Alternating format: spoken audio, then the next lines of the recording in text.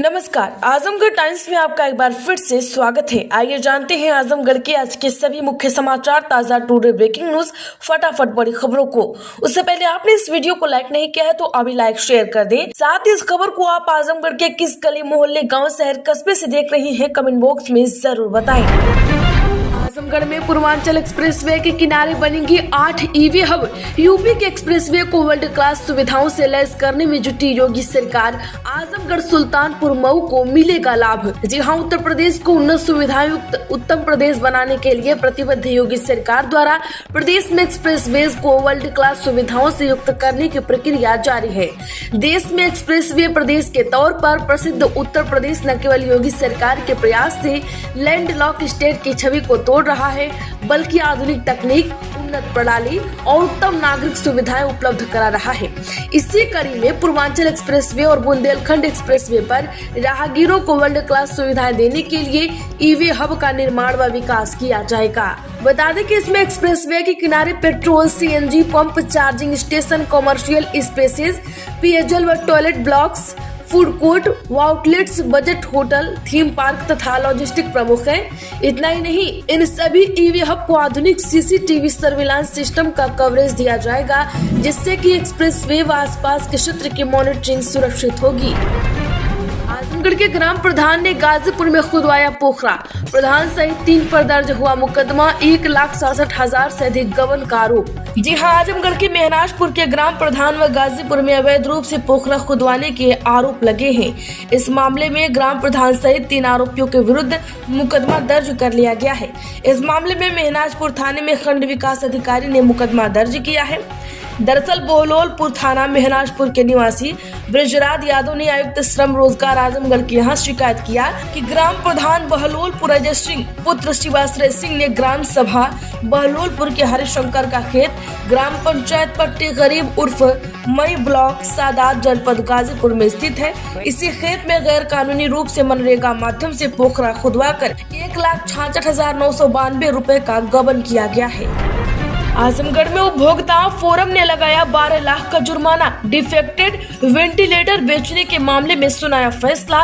7 बार online claim के बाद भी नहीं हुई सुनवाई। जी हां, आजमगढ़ में हॉस्पिटल को खराब वेंटिलेटर बेचने पर जिला उपभोक्ता प्रतिशोध आयोग ने कंपनी पर 12 लाख रुपए का जुर्माना लगा दिया। इस मामले में जूने दंग बाईपास पर स्थित चिरायु हॉस्पिटल की प्रोवाइडर संध्या सिंह पत्नी डीबी सिंह ने लक्ष्मीरामपुर निवासी थाना कोतवाल ने अपने अधिवक्ता के माध्यम से मुकदमा दाखिल किया था। आजमगढ़ में नौकरी और पैसे का लालच देकर धर्मांतरण। 4 युवकों को पुलिस ने किया गिरफ्तार। प्रार्थना सभाओं के नाम पर लोगों को किया था एकत्रित। जी हां, आजमगढ़ जिले के ताहबरपुर थाना क्षेत्र में सत्संग के माध्यम से पैसा और नौकरी का लालच देकर धर्म परिवर्तन करने वाले 4 आरोपियों को पुलिस ने गिरफ्तार किया है। इस मामले में पुलिस को शिकायती पत्र मिला, जिसमें यह आरोप लगाया गया कि गांव में बड़ी संख्या में लोगों की भीड़ इकट्ठा की गई है। इन सभी लोगों को पैसे और नौकरी का लालच देकर सत्संग के बहाने इकट्ठा किया गया। इसके साथ ही इन सभी का धर्म परिवर्तन कराया जाना था। इस पर मौके पर पहुंची पुलिस ने 4 आरोपियों को हिरासत में लिया है। आरोपियों के कब्जे से 12 ईसाई धर्म से संबंधित किताबें, रजिस्टर और पर्ची बरामद की गई है। आजमगढ़ में दूसरे के स्थान पर परीक्षा देने वाली 2 अभियुक्ता गिरफ्तार। आजमगढ़ में 9 अप्रैल को मिली थी शिकायत। सचल दस्ते के निरीक्षण में सामने आया था फैसला। जी हां, आजमगढ़ जिले के मुबारकपुर थाना क्षेत्र के राजकीय इंटर कॉलेज जमुई में दूसरे के स्थान पर डीएलएड की परीक्षा देने वाली 2 अभियुक्ता को गिरफ्तार किया गया है। इस मामले में 9 अप्रैल 2025 को राजकीय इंटर कॉलेज के प्राचार्य अंगद मौर्य ने पुलिस को सूचना दी कि विद्यालय में डीएलएड की परीक्षा के दौरान सचल दस्ते के प्रभारी वीरेंद्र प्रताप सिंह द्वारा जब निरीक्षण किया गया, तब परीक्षार्थी के रूप में रितु चौहान पुत्री मनमोहन चौहान थाना जीवनपुर को पकड़ा था, जो कि किरण चौहान पुत्र जयराम चौहान थाना रौना पार के स्थान पर परीक्षा दे रही थी। यूपी के 75 जिलों में प्राइवेट बस स्टैंड बनाएगी योगी सरकार। कैबिनेट मीटिंग में मिलेगी हरी झंडी। 9 से अधिक प्रस्ताव होंगे मंजूर। जी हां, यूपी के सभी 75 जिला मुख्यालयों पर प्राइवेट बसों के लिए बस स्टैंड बनाए जाएंगे। योगी सरकार इसके लिए उत्तर प्रदेश स्टैंड कैरिज बस अड्डा, कॉन्ट्रैक्ट कैरिज व all India tourist bus park नीति 2025 लागू करने जा रही है। आज कैबिनेट की बैठक में इन सभी नीतियों को मंजूरी दी जाएगी। आजमगढ़ में पुरानी पेंशन योजना की बहाली पर जोर दिया। जी हां, आजमगढ़ उत्तर प्रदेश राज्य कर्मचारी महासंघ की मंडलीय स्तरीय बैठक आजमगढ़ में हुई। इसमें 20 मई को प्रस्तावित राष्ट्रव्यापी हड़ताल को ऐतिहासिक बनाने का संकल्प लिया गया। अखिल भारतीय राज्य सरकारी कर्मचारी महासंघ के राष्ट्रीय अध्यक्ष सुभाष लांबा ने कहा कि मोदी सरकार और योगी सरकार की कर्मचारी मजदूर विरोधी नीतियों के खिलाफ 20 करोड़ से अधिक लोग इस हड़ताल में शामिल होंगे। उत्तर प्रदेश राज्य कर्मचारी महासंघ के अध्यक्ष कमल अग्रवाल ने पुरानी पेंशन योजना की बहाली पर जोर देते हुए कहा कि PFRDA एक्ट रद्द किए बिना कोई पेंशन स्कीम स्वीकार्य नहीं है। आजमगढ़ में दूसरे राज्यों की भी गाड़ियों को मिल सकेगा VIP नंबर। जी हां, आजमगढ़ में अब किसी भी राज्य से गाड़ी खरीदने के बाद यहां मनचाहा नंबर ले सकते हैं। परिवहन विभाग ने VIP नंबर देने के नियमों में बदलाव कर दिया है। अब दूसरे राज्य से गाड़ी खरीद कर अस्थायी पंजीयन पर NOC लेकर आने वाली गाड़ियों को यूपी में VIP नंबर मिलेगा। आजमगढ़ में सरकारी जमीन पर कब्जे के विरोध में प्रदर्शन। जी हां, इरौला क्षेत्र के खालिसपुर के ग्रामीणों ने 250 बीघा सरकारी जमीन पर कब्जा के विरोध में गांव में तहसील प्रशासन के खिलाफ प्रदर्शन किया है। SDM बुढ़नपुर पर संपूर्ण समाधान दिवस में शिकायती पत्र न लेने का आरोप भी लगा। प्रदर्शन कर रहे लोगों ने कहा कि गाँव में 250 बीघा सरकारी जमीन पर कुछ लोगों ने अवैध निर्माण करा लिया है। खेती भी की जा रही है, नाले को पाट दिया गया है। काश्तकार जल भराव के कारण खेती नहीं कर पा रहे हैं। वर्षों से तहसील स्तर से लेकर मुख्यमंत्री जन सुनवाई पोर्टल पर कई बार शिकायत की गई, लेकिन कोई कार्यवाही नहीं हुई। आजमगढ़ में जातीय जनगणना कराने के फैसले पर PM को भेजा गया धन्यवाद पत्र। जी हां, आजमगढ़ में देश में जातीय जनगणना कराने के लिए प्रधानमंत्री नरेंद्र मोदी के ऐतिहासिक फैसले से हर्ष है। सरकार के इस फैसले के समर्थन में आज सुबह सभा के राष्ट्रीय अध्यक्ष ओम प्रकाश राजभर के आह्वान पर पदाधिकारियों ने तहसील प्रशासन के माध्यम से PM को धन्यवाद पत्र भेजा है। आजमगढ़ में जून तक तमसा में संशोधित होकर गिरेगा आधे शहर का सीवेज। जी हां, आजमगढ़ जून तक आधे शहर का सीवेज शोधित होकर तमसा नदी में गिरेगा। जल निगम नगरीय ने सीवर लाइन से नाले नालियों को जोड़ने का काम पूरा कर लिया है। अब प्रेशर के जरिए सीवर लाइन की सफाई की जा रही है। आजमगढ़ शहर में तमसा नदी से 3 तरफ से घिरा है। करीब 2 दर्जन बड़े नालों के माध्यम से शहर का गंदा पानी नदी में गिर रहा है। इससे नदी का पानी दूषित होता है। शहर से निकलने वाले गंदे पानी को ट्रीटमेंट कर तमसा नदी में गिराने के लिए अब से कार्य शुरू हो जाएगा। आजमगढ़ में 15 दिन बाद बढ़ जाएगी गोरखपुर के वाहनों की रफ्तार। लिंक एक्सप्रेसवे से खुलने वाले है स्पीड रोड। जी हां, गोरखपुर से लखनऊ सहित प्रयागराज और वाराणसी की यात्रा में वाहनों की रफ्तार इसी महीने से बढ़ जाएगी। गोरखपुर लिंक एक्सप्रेसवे से बनकर लगभग तैयार है और लगभग 15 दिन बाद इस पर वाहनों का फर्राटा भरने की अनुमति मिल जाएगी। लिंक एक्सप्रेसवे पर 120 किलोमीटर प्रति घंटे की रफ्तार से वाहनों को चलने की इजाजत होगी। सरकार बहुत जल्द इसके लोकार्पण की तारीख तय कर सकती है। आजमगढ़ में पुजारी के घर से लाखों के जेवरात नकदी चोरी। जी हां, आजमगढ़ सिधारी थाना क्षेत्र के जाफरपुर गांव में रात में चोरों ने पुजारी संपूर्णानंद दुबे के घर में घुसकर करीब 20 लाख रुपए के जेवरात और नकदी पर हाथ साफ कर दिया। परिवार के सदस्यों को घटना की जानकारी सुबह हुई। पीड़ित ने सिधारी थाने में अज्ञात के खिलाफ तहरीर दी है। पुलिस घटना की छानबीन कर रही है।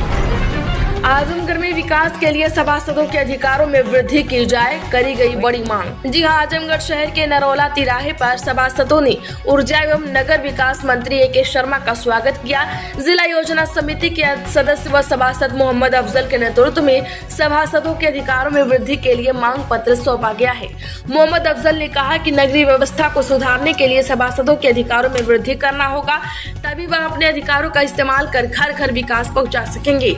मांग की गई है कि प्रदेश के सभासदों की वार्षिक विकास निधि 35 लाख रुपए की जाए। आजमगढ़ में निजी स्कूलों में NCERT पुस्तकें बढ़ाना अनिवार्य। जी हां, आजमगढ़ के जिलाधिकारी ने निजी स्कूलों को NCERT पुस्तकों के उपयोग का सख्त निर्देश दिया है। उत्तर प्रदेश अभिभावक महासंघ के प्रदेश अध्यक्ष युधिष्ठिर दुबे और महासचिव गोविंद दुबे की शिकायत के बाद उन्होंने यह कदम उठाया। नियम का उल्लंघन करने पर 1 लाख रुपए का जुर्माना लगाया जाएगा। शिकायत में कहा गया था कि निजी स्कूल प्रबंधक और प्रकाशकों की मिलीभगत से महंगी निजी पुस्तकें थोपी जा रही हैं। पूरे यूपी में छाए बादल। वाराणसी में तेज बारिश, गोंडा बलरामपुर में गिरे ओले, गाड़ियों के शीशे टूटे। आज भी ऐसा ही रहेगा मौसम। यूपी में सोमवार को 20 जिलों में बारिश हुई है। मुरादाबाद में सबसे अधिक 49 मिमी बारिश हुई। इसके बाद बरेली में 46 मिमी बारिश हुई है। गोंडा में ओले गिरे। मौसम वैज्ञानिकों ने कहा है कि अगले 24 घंटे के दौरान ऐसा ही मौसम रहेगा। वहीं आंधी बारिश, ओलावृष्टि और वज्रपात वाले जिलों में अधिकारियों को सतर्क रहने के लिए सीएम योगी ने निर्देश दिए हैं। तुरंत सर्वे कराकर मुआवजा दिया जाए। आजमगढ़ में दंपत्ति पर हमला, 3 के खिलाफ एफआईआर दर्ज। जी हां, आजमगढ़ शहर कोतवाली क्षेत्र के हाफिजपुर में चाय बिस्किट की दुकान चलाने वाली आरती राय और उनके पति चंदन राय पर 4 मई की रात 12:10 पर 3 लोगों ने हमला कर दिया।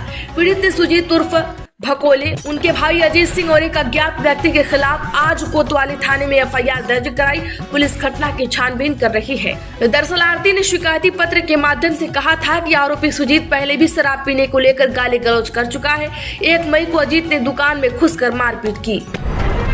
आजमगढ़ के रौनापार में कैंडल मार्च निकाल कर दी गई अश्रुपूर्ण श्रद्धांजलि। जी हां, लाट घाट सगड़ी तहसील क्षेत्र के रौनापार स्थित शहीद प्रतिमा पर पहलगाम में कांड के मारे जाने वाले के शहीदों को नमन कर कैंडल मार्च निकाल कर श्रद्धांजलि दी गई। रौनापार कस्बा स्थित अम्बेडकर पार्क पर नमो क्रांति फाउंडेशन के जिला प्रभारी अयोध्या तिवारी के नेतृत्व में पहलगाम में आतंकवादी घटना में मारे गए शहीदों की याद में कैंडल मार्च निकाला गया।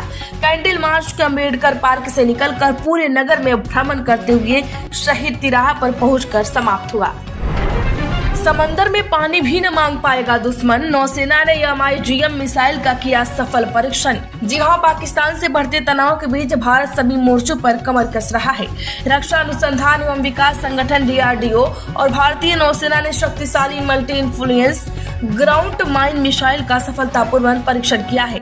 यह प्रणाली भारतीय नौसेना की अंडर वाटर वारफेयर क्षमताओं को कई गुना बढ़ा देगी। इस मिसाइल को DRDO द्वारा तैयार किया गया है और इसकी कई खूबियां वजह है यह जासूसी जहाजों के लिए कहर बन सकती है। तो आजमगढ़ की खबरों में फिलहाल इतना ही। वीडियो को लाइक करें, ज्यादा से ज्यादा लोगों में शेयर कर दे। रोज के ऐसी ताजा अपडेट के लिए अभी चैनल सब्सक्राइब करें और घंटे का निशान जरूर दबा लें।